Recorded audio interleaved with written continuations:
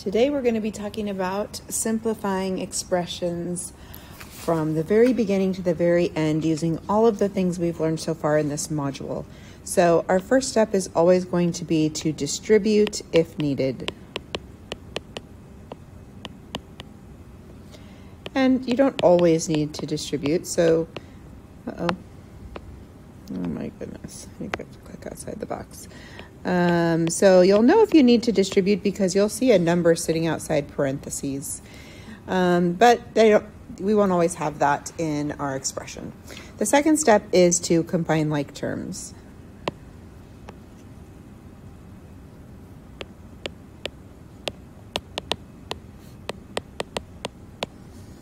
Keep in mind, we've said this many times, that we know an expression is simplified if it has no parentheses and no like terms, which is basically what those two steps are. Getting rid of parentheses is what we do when we distribute, and getting rid of like terms is what we do when we add them together, right? So let's try this first problem. It has -2 times the quantity x plus 3 plus 8. So the first thing we're going to do is distribute this -2. We're going to multiply each thing inside the parentheses by -2. So -2 times x and -2 times 3. And then we're just going to write this plus 8x here at the end. It is not distributed with the -2 because it's not inside the parentheses. So I'm going to do one more step here before I combine like terms and do my multiplying. So -2 times 3 is -6. If you want to go straight from this step to this step, that's totally fine. I just wanted to show everybody how I got my -6. Now I'm going to circle my like terms. I have a -2x and an 8x. Make sure you include the symbol in front of each term. 8 plus -2 or 8 minus 2 or -2 plus 8, they are all equal to 6. So we have 6 x's. And then we only have one constant term here, -6. So we'll just keep that on the end since there's nothing to combine it with. And that would be my answer. For the next one, I'm going to distribute first. So I have to do 4 times -2 and 4 times 8. So 4 times -2x and 4 times 8, which is going to give me -8x plus 32. And then I'll just copy the rest of the problem the way it is. All right, so I didn't have any distributing to do over here, so I just copied it exactly the same. So now I need to subtract everything in parentheses. I need to subtract -2x and subtract -5. So I'm going to rewrite this. Actually, I'm going to use a different color here. -8x plus 32 is not affected at all by that subtraction because it's only asking us to subtract what's in parentheses.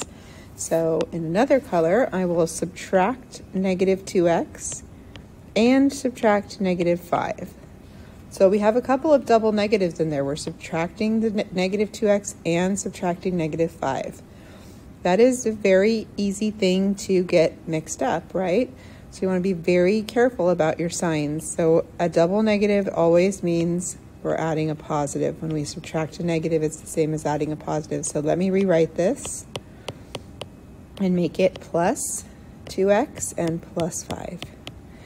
Now I can go back through and circle my x's. -8x and positive 2x make -6x because I have 6 more negatives than positives. And then I have a 32 and a 5, both positive, always remembering to include the symbol in front of the term. And that's my answer. Remember, I cannot add those together because one has an x and one doesn't, and you can only add like terms, only x's to x's, y's to y's, z's to z's, constants to constants, etc. All right, this next one, we're going to distribute first. So we're going to take this 2/3 and multiply it by each thing inside parentheses. So it looks awful because it's fractions, but it's really not bad. Let me just write it out like this, so everybody knows where I get my numbers from. This is not part of the distributing, so I'm just going to copy it. All right, so 2/3 times 18, remember that's like 18 over x, so I can actually cancel here, cross cancel. 3 goes into 3 once, 3 goes into 18 6 times, so 2 times 6 is 12, so I have 12x Over here I can do some cross canceling also. 3 goes into 3 once, 3 goes into 12 4 times. So I'm subtracting 8. So don't forget about that subtraction or that negative. And then I'm just going to recopy this. I don't even need, oops, that was weird. I don't even need the parentheses. So I'm going to circle my x's. Oh, I wanted to do a different color. Okay, let's do 12x plus 6x is 18x. And in another color, -5 and -8, which I said backwards, is -13. That's my answer. So you can see it didn't end up being as bad as it looked. It looked terrible, right, with the fractions. We're going to do some more fractions in this next one. The first thing I need to do is to distribute this 1/2. I'm going to do 1/2 times 1/4 x and 1/2 times 10. This is not part of the distributing because it's not sitting outside the parentheses or inside the parentheses. So I'm just going to recopy the 5/8 x, and then I'm going to do 1/2 times 1/4 x and 1/2 times 10. So this is unchanged. 1/2 times 1/4 is 1/8, and half of 10 is 5, of course. So I'm going to circle my like terms. I have a 5x, 5/8 x, and a 1/8 x. And lucky for us, they have common denominators already, so that's 6/8 x, right? I'm just adding the numerators together. And then this 5 is the only constant, so we'll add it at the end. So we're almost done. The reason we're not completely finished is the 6/8 is not simplified. I need to make that, whoops, a 3/4. No, I was right. No, I was wrong.